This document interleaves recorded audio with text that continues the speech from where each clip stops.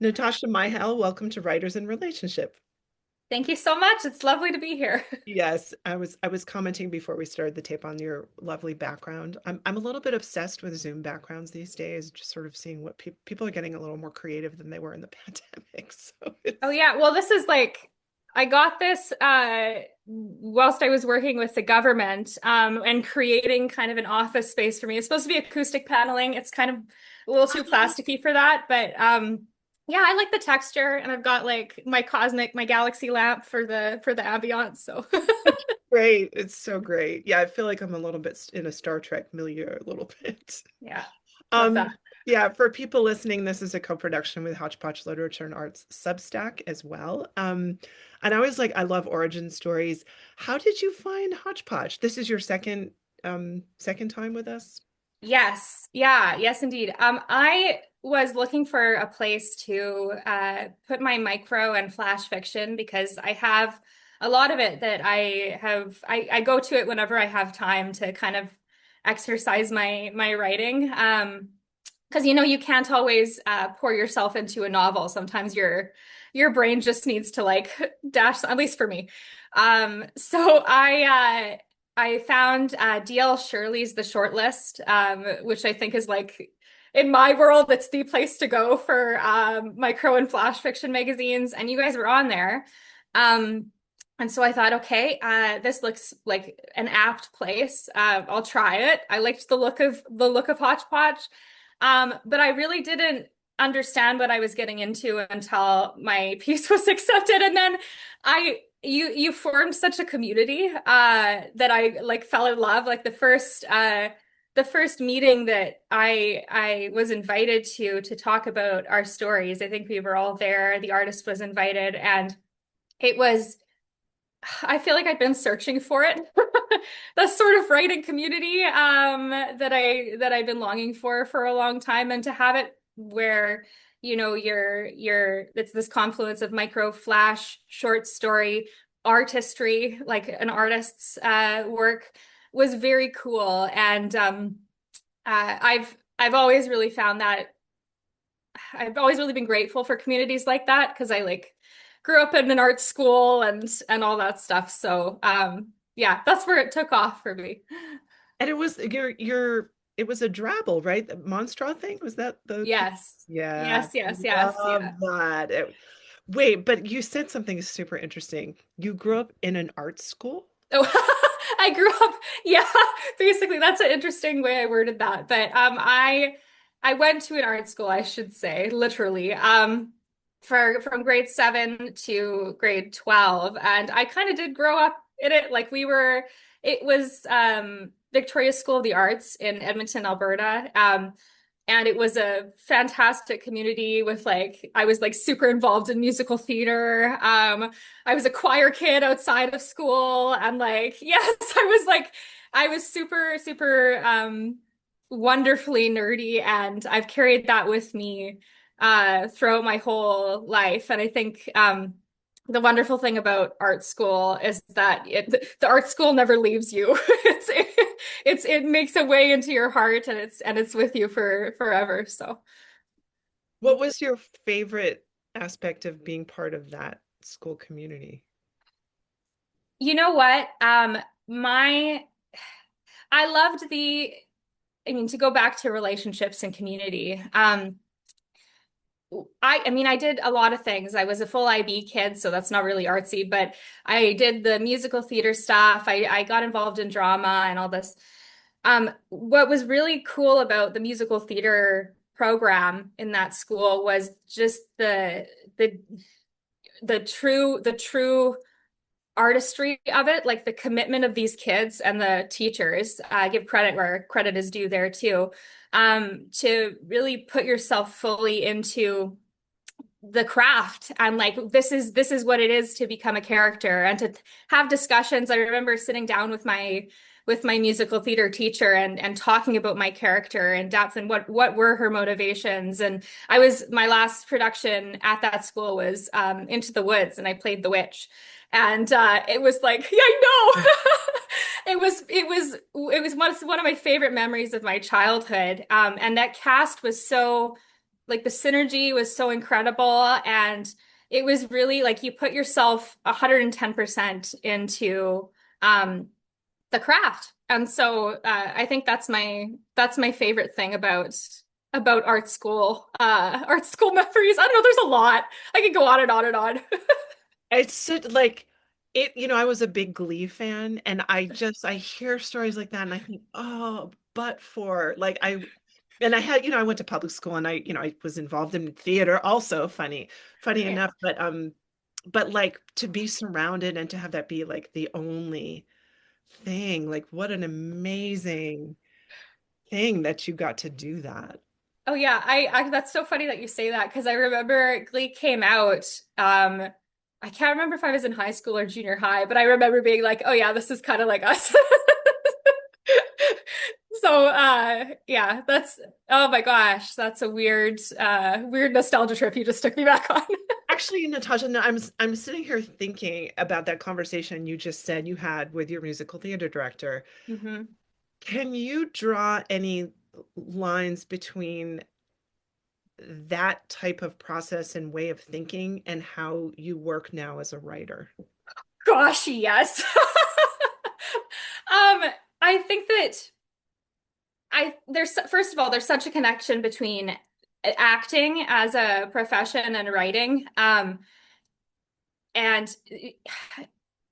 it goes beyond characterization and world building and stuff like that. But sitting and playing pretend as a child, but as an adult, I mean, I still do it now. Um, helps you to understand and grow to be very intimate with the character that you're creating, and to understand your relationship with the world around you as yourself, but as that character as well. And so as a kid, as I was learning to do this, in these roles, I shouldn't say that. I should not downplay my childhood self. But you know, finding those characters, learning how to use those skills in that way as a child is definitely something that has allowed me to play pretend skillfully as an adult and grow intimate with the characters that I work with now, find their emotional centers, and live as them, which is which is very fun and sometimes challenging to do. But I love working that way because to me, I mean, there's a whole discussion about maladaptive daydreaming and stuff like that, which I as an artist, I'm like, no, no, no, like this is how I live.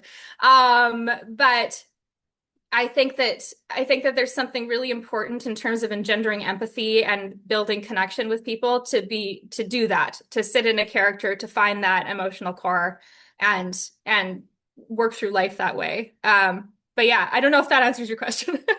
Yeah, totally, totally.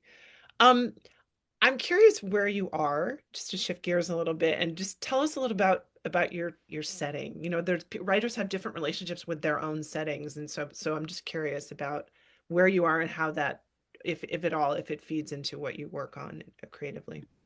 Sure. I like that that question can be interpreted in many ways. So that's a really good question. I will start on the microcosmic level. I'm right now in my office, which is something I think I mentioned. I'm not sure if I've mentioned it to you here before we started, but I set this office up when I was working for the Canadian federal government. And I wanted like a walking desk and like a space that I could move in and feel like connected to. But what it's turned into, as I have left the government behind, I'm working as a literary agent, but also as a writer. Um, it's turned into, I've got books here, I've got easels and canvases in front of me, which you can't see, in addition to like there's pastels and a whole mess of like frames, yarn. I have vinyls to my left, and like yes, a row, on 5 shelves of 5 shelves, which are like square cubbies of vinyls, a bunch of VHS tapes, CDs, journals, and then I've got my musical instruments like behind me, which you can't see. So it's turned into like this beautiful like artist's hovel down here. So that's it. It feels like it's transformed into this space of loveliness, which appeals to my heart. But yeah, other than that, I'm in beautiful, very, very rainy BC. And that has been a lovely coming home for me because I was born here, but um, moved to Edmonton. As I said, I went to Victoria School, and then I came back here when I was 18 and feel so connected to nature out here and the rain and just like I'm kind of a romantic if you couldn't tell. So that's my setting. And does the landscape where you are, does that factor into your work ever, and how? Oh gosh, yes. I was just I won't get into the whole story, but I just took a trip downtown Vancouver the other day. And I always stop when I get off at Waterfront. I always go, which is the last, it's like the downtown station. Um, I get off and look in Cole Harbor, I look at the mountains and I just kind of breathe it in. And there's something about the majesty of that, the fog. Around my house, there's some walking trails which crows they frequent often. And I love the moodiness of that and the activeness of it. Again, the community and the trails especially are lovely. Walking in the woods is a really beautiful way to ground yourself and all that sort of thing. So yeah. It's wonderful. Let's shift gears a little bit. It's so cool when you're describing, it sounds like a studio, but it's an office, like all of the detritus of these various creative practices that are part of your life. And I relate to that because I'm a generalist too. Like I can't just do one thing. How did you where did writing start as a focus for you? And just tell us a little bit about your relationship with writing. Sure. I feel like it's a very simple and a very complex question at the same time. I have been storytelling since it's very cliche, but as long as I can remember. I wrote and illustrated my first picture book when I think I was like 5 or 6. And I had an artist babysitter for a little while there, and she just like helped me to package it. And she was like, "You got to keep doing this," which was such a sweet, beautiful thing for young me to hear. But my parents were fantastic with my reading when I was younger too, and I remember listening to the listening library, Jim Dale's Harry Potter audiobooks like nightly. Like I'd fall asleep to them. And I'd read all the time. I eventually got into the Warrior series by Aaron Hunter as a child. And no joke, my friend group at elementary school would spend every single recess. Like this went on for years too. So in retrospect, it's quite complex world building narratively, but like every recess we would be warrior cats, and we had whole narrative arcs. People would die. There were battles on the field outside of school, and so that was me storytelling. I was writing throughout high school. I started taking it seriously in my first year of university. So 18 was when I was like, okay, this is something I maybe want to look into. I'd originally gotten into school. You talk about being a generalist. I'd originally gotten into my university for opera. And went a totally different direction. Yeah, I'm just like popping all the surprises on you. But I went a totally different direction and found a lot of solace in writing. And so my degree ended up being an honors political science degree, but I was always writing. I was world building like fantasy worlds, and I founded a writers group in our undergrad and had a lot of fun with that. And so yeah, I mean it's taken a wild path since then, but those are the origins. That's the origin story. So, okay, so here's a follow-up. So, opera versus writing. I can't think of two things that energetically are so different. I mean, there's a lot of similarities, obviously, in the storytelling, but in terms of your lifestyle and the way that Mhm. the way that you parse your energy in I mean, opera is so out, it's so social, Mhm. it's so like exuberant and like peopled, and Yes. writing is so quiet. And I'm curious, like, how do you are you feeding both? Because I'm assuming you have both sides of yourself, and how do you stay fed in both of those, energetic states? Oh yeah. So I will say I started in when I was, I think, 12, with a choir in Edmonton called Cantillon. The artistic director is Heather Johnson. She's brilliant. But in that environment, in that community, those relationships that I had, I learned to fall in love with music in a very, very deep way.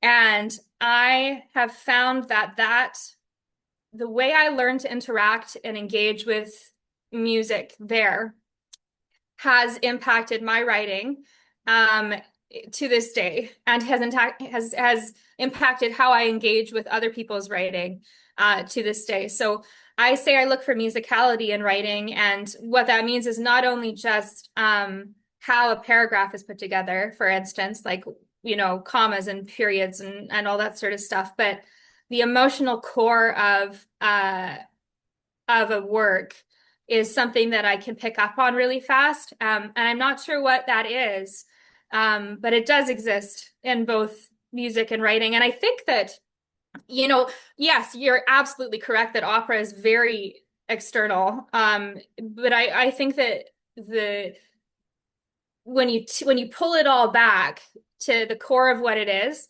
there's a lot of overlap in terms of what music is and how we speak to the intangible with music, and how we speak to the intangible with writing as well. And so I've often thought about that, about how the confluence of what that is, like the center of what that is and what that means, what it speaks to on the human level. Like, what are we really, how, when you and I relate to each other and we're having this wonderful conversation right now, there's a lot of beautiful unspoken truth that's also, shimmering between us as well, and a really great authentic relationship that comes from that, and that's built from that, from all the experiences that we've had, and will have, and all that fun stuff. So that's where I see the meeting of those two things.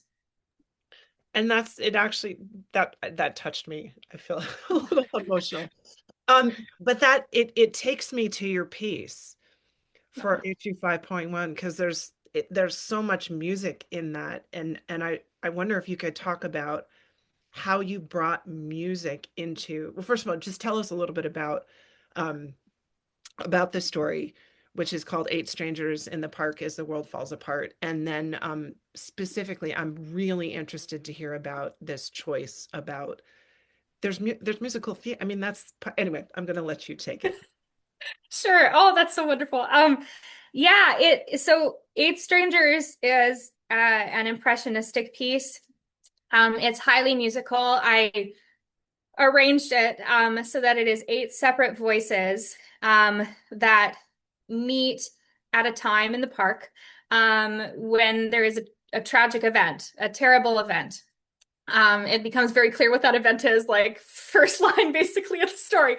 But uh, so every single person and every voice deals with this trauma in their own way, and as we all do, and we experience grief in our own way. And so when this event happens, uh, each voice reflects on, in the immediacy of that moment, reflects on what's happening, and also processes it, processes their grief and heals through it, or maybe not, in their own way.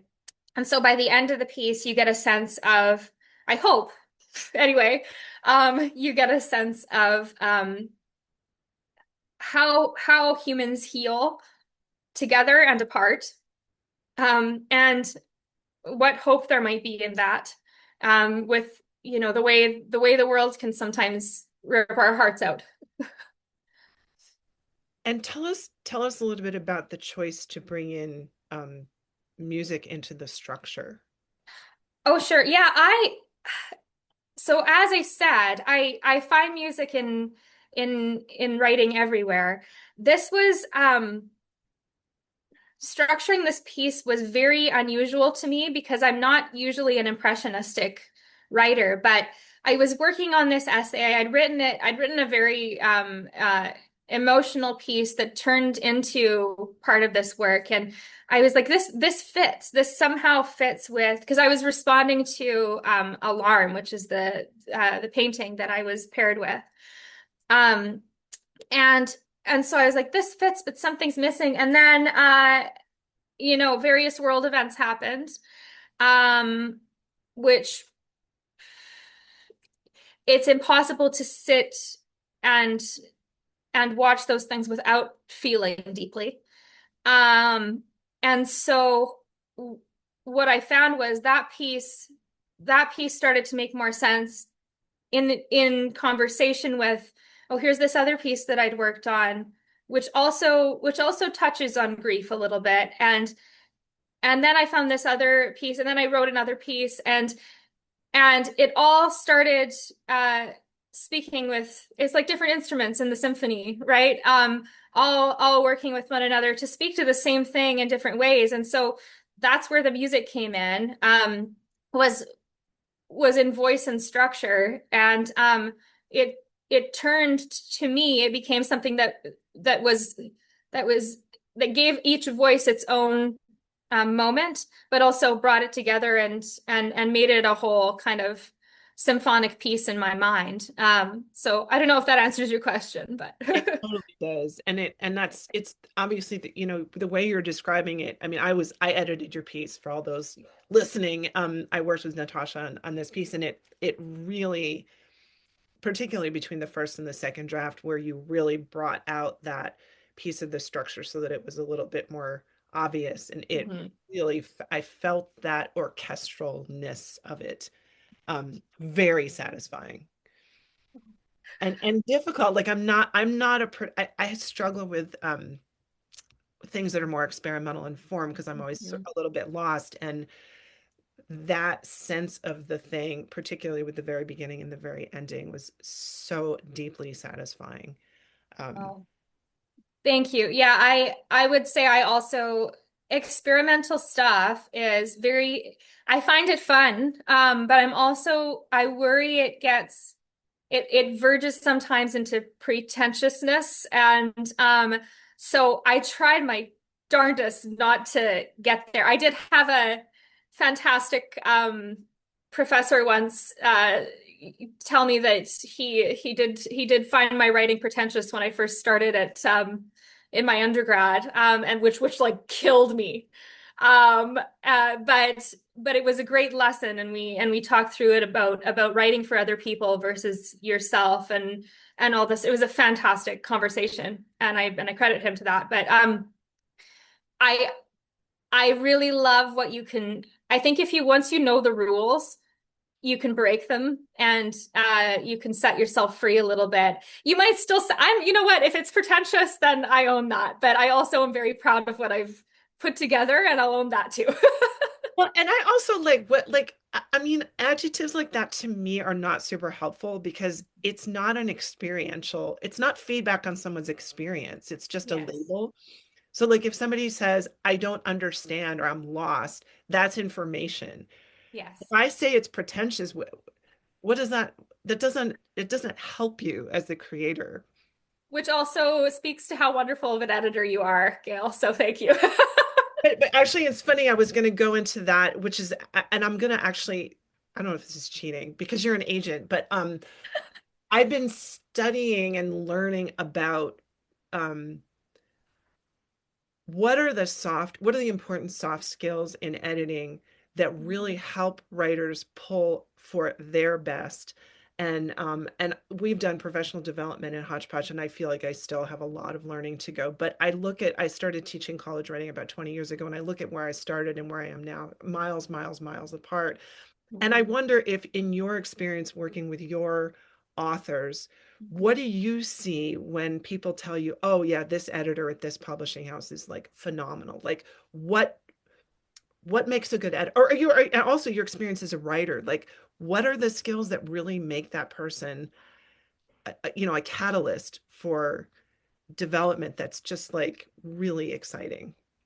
Yeah, for sure. I think that in part it comes down to deeply understanding someone's voice and who they are in their like what they're trying to get across in their writing. Like there's if you can, and this is part of why agents don't sign every author that comes across their desk. Like you have to have an ability to see. I actually think it might come down to that what I talked about with writing and music and that central thing that's intangible and you can't articulate it.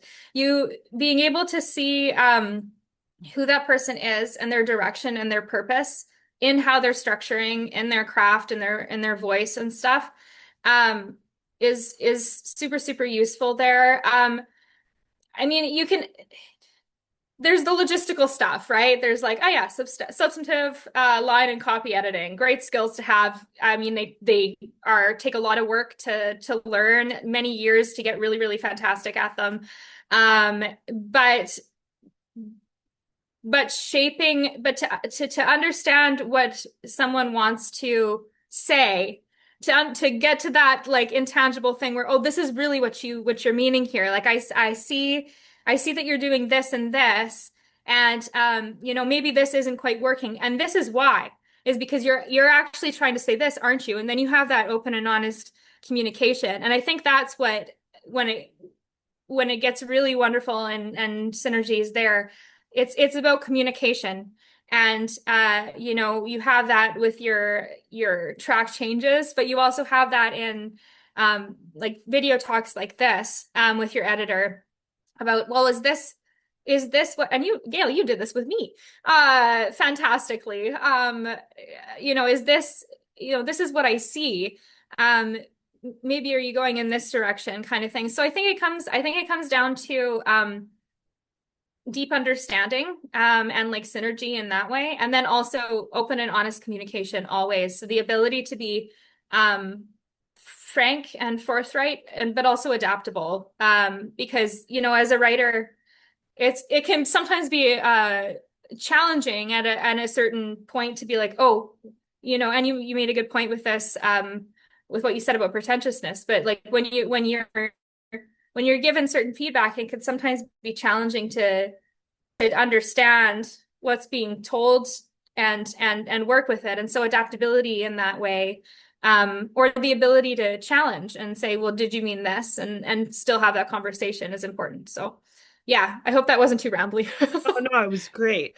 And just to follow up, like what can we as because I'm a writer too, like what can we do on our end to try to take that communication and level it up a notch? So because we bring, there's a lot of writers I work with who are scared. Like I like the face-to-face meetings because we can look in each other's eyes and I can say, I'm on your side, you know, and Yeah. and and there, there's a lot of history around relationships with authority and school and Mhm. educational trauma and all kinds of like the ways that adults interacted with our creativity that were really harmful. And so we as writers, we bring that in our vulnerable, we're offering up our babies and, to critique. It's hard. Yes. So like what are there, It's it's so hard. I mean, I'm almost 60 and it's still hard, and I've been an editor and but what, like as adults in this vulnerable position, what can we do yeah. concretely, if you have any idea? Yeah. Totally. You're so right. You're wearing your heart on your sleeve as a writer. And this is another music parallel. I did so many performances as a kid, standing in front of people, having worked on these pieces for so long. And then you go up there and you get critiques. You get as well, but you get critiques at festivals and stuff like that. And essentially it's you're burying your soul. Like with any art, you're taking something that's deep. You can't see me pointing at my belly or my core, but something that's deep within you, and you're bringing it out and you're saying, this is me. and some people might say, "Oh, that's gross." And you have to deal with that, and that's their opinion, and that's fine. But at the end of the day, the core is you, and that's beautiful, and that should be celebrated regardless of the criticism that you get. And I mean, some of that, of course, take that criticism if it's valid and work with it. But anything that comes your way, you have to stand with integrity in your own self and move through life that way. So I would say that from a writer's perspective, what I've found, and agenting has helped with this as well. I mean, even my work, my master's has helped with this. Being able to approach someone and say, this is a partnership. Can you tell me what works best for you? And then I'll tell you what works best for me, kind of thing. And then we meet at that level. Because the other thing is, you talked about authority as writers, and I got this transitioning like into being an agent, from being a writer to being an editorial assistant to being an agent. Being a writer, I was like, oh my gosh, agents, like they're huge and they're scary. And I've queried so many people and been rejected so many times. I got one personalized rejection before I became an agent for my own writing. And it was beautiful. And I was so thankful to that agent. But we have this sense of like, oh my gosh, like this could be my big break. And like, what if I don't get in and all this stuff. Um, but the truth of the matter is what I said before about meeting someone on their level with synergy and stuff like that. Like once you find the right person for your writing, and I truly believe there is someone out there that will find your writing amazing. Like even if it can't be me as an agent, it's going to be someone else. Once you find that, those are partners. It's a partner. You're the artist, and your agent's role is as your creative partner. Yes, in some cases, if it's an editorial agent, for instance, but your business partner as well, and that's about working on equal levels and having conversations and having very authentic conversations and relationships with people. And then when you get to work with your editor, I mean that's what agents are for if there's business hiccups and stuff like that. But when you're working on your editor, I believe it should be, the same thing on the creative level, at least, where you're having open and honest communication, and people explain their reasons for why they do what they do, and you can disagree and have conversations about that as people do. But I think more and more, uh, this might just be my my opinion, but I don't think so. But I think there's a big sweep of authenticity that's entered this industry in the last couple years, and will continue to. And I think that, you know, gatekeeping isn't cool, and being able to have open conversations is. So meeting as a writer, being able to ask for what you need, is, I think, maybe your first tool. And that's something we're not taught how to do. Very, Hmm. Yeah, yeah. very difficult, very difficult. But yeah, and as soon as we can do that, well, okay, my brain in directions. You said it's cool. It's also yields a better work. Like it's like being Hmm. relaxed. It's like when we're relaxed, we do better work. When we're happier and we can articulate our needs, we're Yes. better in the world. Like not to be all capitalist about it, but just we're more well in ourselves, and what we do is going to be more vital and interesting and deep, I think. Oh yeah, I think if there's opportunity for conversation, and it's not all just like black and white and stuff like that, I think there's always gonna be something more fruitful and more colorful that comes out of that for sure. Yeah. Great. It's so great. And it's great to hear from you as an agent as well as from a writer, because we don't often have that perspective in these podcasts. So I really appreciate that. Just one more thing, and I don't want to go because I'm enjoying this so much. I could talk to you all day, Natasha. Um, if you had to impart one piece of advice to writers who are listening, what would that be? Ooh, the big question.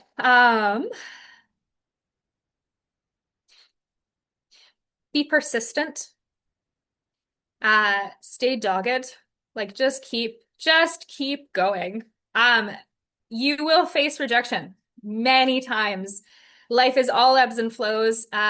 You will, I had dozens, maybe hundreds of rejections for my early stuff and kept writing. I've since I've published in other literary magazines. Um, like this one now. And I have my own agent and I'm writing my own work. Um, I'm still not a published author yet, though I hope so. I mean, in terms of my novel, though I hope so. But it can be very demoralizing to receive rejection or to wait. Like patience. Oh, okay, that's the other thing. Patience is so important with anything, but persistence is key because eventually you do get there. And especially in this world that has transformed into a place that is not always conducive to empathy. Or maybe that's the wrong way to put it. I think that it is super conducive to empathy. We just maybe don't know how to get there. Or it's harder to get there in some ways because we're focusing so much on survival. But as artists, it's so important to be persistent because if you have a story to tell and you are beautiful, the core of you that you're bearing to the world is beautiful. Um, it's important that you keep using that gift to engender empathy, to build relationships, to create connections, because that's going to heal this world, in my opinion. And I'm speaking so broadly, but it's truly what I believe. Um, and so that would be my biggest advice is that, and I say that as an agent too, and an agent who is close to submissions. Be persistent. There are opportunities out there for you, and your stories matter. That's great. And I'll just add on to that.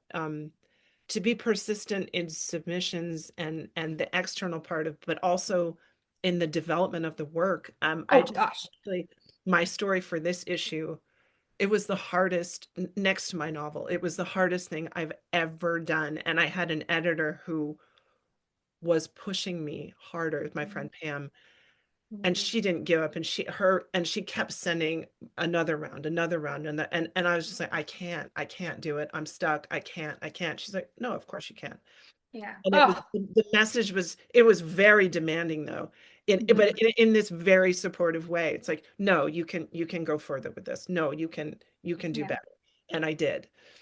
That's So it's, beautiful. yeah, so be persistent in your own demands on your developing your own voice, right? Oh my gosh, yeah. And the great thing about that is the more persistent you are with your craft, the better you get at it. So you can publish novel number one and novel number two will be that much better because you've pushed yourself and you've rose up to the challenge of what's come at you. So I think that's such great advice and what a great editor, Gail. That's awesome. She's amazing. Natasha, where can we find more of your work? Because people are going to want to read it. So I'll put some links in the comments. But do you have a Oh, do you sure. have a website? I think you have a website, right? I think, yeah, my website's probably the best hub, so natashamihell.com. I also have a Substack, which you can find on my website, but I wanted to mention it because it was my first novel that was out on submission with a different agent, and it died on submission, quote unquote, as they say. But I love it, and the writing, I look back on it now and I'm like, ugh. But I also am like, that's where I was at that point, and I think it's important to honor that that Natasha and that world because I still love that world and those characters. So I'll shout out my Substack too, but my website's probably the best place. I need to check out your Substack. I don't know it, so I have to get that. And is the whole novel in there in It's serialized? not yet. I'm posting sporadically the chapters of it now and then, but I think it's like over half of it's in there now, so you can get caught up. Very exciting. That's great. I put it in the queue because I am such a fan of your work. Aw, thank you so much, Gail. You're wonderful. I just want to shout out, like, I know we're ending, but you have been you have been so not only just first of all to say kind, genuine, authentic, and just a beautiful person to get to know, but your editing has been wonderful because you are so open and so you're direct with what you with your feedback. But you're also, you offered the video chat with me, and your conversations with me in through track changes and stuff. Like you just know exactly kind of what to, you get my voice, and you know exactly what to say. So I want to shout out your editorial skills, your experience, and your authenticity has been wonderful, and I'm so grateful for you. So thank you.